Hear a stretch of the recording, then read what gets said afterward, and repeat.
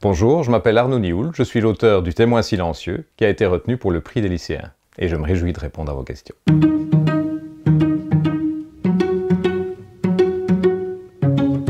Bonjour, nous aimerions vous poser une question. Qu'est-ce qui vous a donné envie de vous lancer dans le métier d'écrivain? Et qu'est-ce qui vous plaît dans le métier d'écrivain? Alors je pense que ce qui me plaît beaucoup dans l'écriture de romans, c'est l'imagination.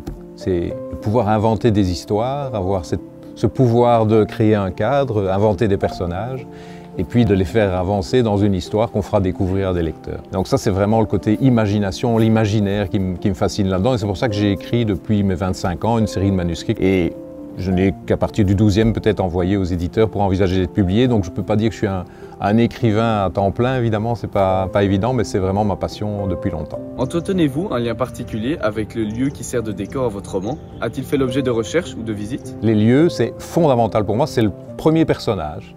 En général, je me rends sur place, donc j'ai écrit pas mal d'histoires qui se passaient en Écosse, j'ai déjà été une quinzaine de fois en Écosse, mais malgré tout, je me documente pas mal, je vais voir sur Google Earth, Street View, etc. Je lis énormément de bouquins. Pour moi, le cadre, je veux qu'on le sente, je veux pas des trop longues descriptions ennuyeuses, mais par petites touches, je vais dire ce qu'on voit, ce qu'on sent, ce qu'on goûte, la météo, des choses comme ça, et je pense qu'on arrive à se représenter les lieux et avoir l'impression d'être sur place. Donc moi, le cadre, c'est fondamental, et c'est peut-être la première chose que je décide dans un roman, c'est où est-ce que ça va se passer. Quels défis avez-vous rencontrés lors de l'écriture de ce livre et comment les avez-vous surmontés? Des défis sans doute liés au lieu, puisque je n'étais allé que 2 petites fois à New York et je voulais vraiment que ce soit crédible les endroits que j'utilisais. Et il me fallait des endroits où de toute façon j'aurais jamais mis les pieds, parce qu'un appartement à 100 millions de dollars qui donne sur Central Park, on ne va pas m'inviter dedans. Et donc il fallait de toute façon que j'aille chercher de la documentation et que je cherche vraiment beaucoup d'illustrations. Et ça d'ailleurs c'est une partie passionnante de la préparation du roman, c'est de chercher vraiment un maximum d'images et d'informations que je vais utiliser. Et très souvent d'ailleurs ça nourrit l'histoire, parce que je me dis ça c'est un lieu que je vais exploiter de cette manière-là.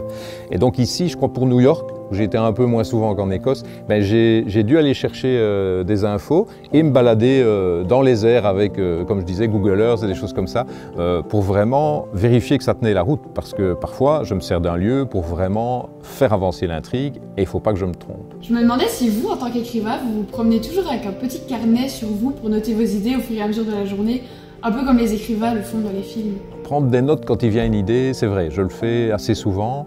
Maintenant, en général, ma mémoire est assez bonne et je me souviens de l'idée que j'ai eue, parce que j'en ai souvent en 2 périodes de sommeil au milieu de la nuit, et là, si je me réveille, que j'allume, prendre des notes, ça va pas. Donc je me concentre en disant ça, tu l'oublies pas. Et en général, je m'en souviens le lendemain matin. Donc ça va. Mais c'est vrai que ça se nourrit vraiment. C'est ça qui est amusant, c'est quand on est dans la gestation d'un roman, on a un peu mis le cadre, on commence à créer ses personnages, et puis ils commencent à vivre. C'est-à-dire qu'on les a dans la mémoire, dans l'esprit, et on se dit, ah tiens, je l'imagine bien dans une scène. Et ça vient un peu tout seul comme ça. Et donc, vraiment, on a l'impression que ça vient du personnage.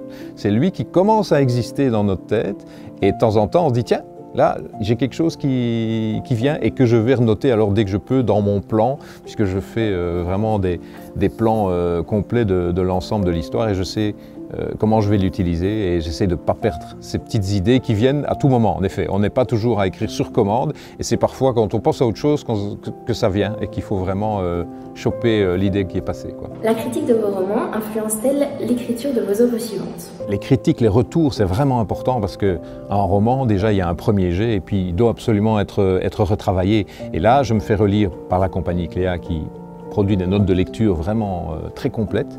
Je me fais relire par des amis, auteurs, autrices, et j'ai vraiment comme ça plusieurs versions du roman, et parfois des petites corrections, on arrive vraiment à fortement améliorer le roman. Donc ça me paraît très important, et puis les critiques une fois que mon livre est publié aussi, pour qu'il y ait une progression dans mon métier d'auteur, et pour que j'arrive à développer peut-être certaines choses qui sont un peu trop faibles, un peu moins performantes dans les romans. Et donc ici, avoir plus de 2000 jeunes qui vont me lire et dont je vais avoir des retours, que je vais peut-être rencontrer, ça c'est vraiment une opportunité en or pour moi.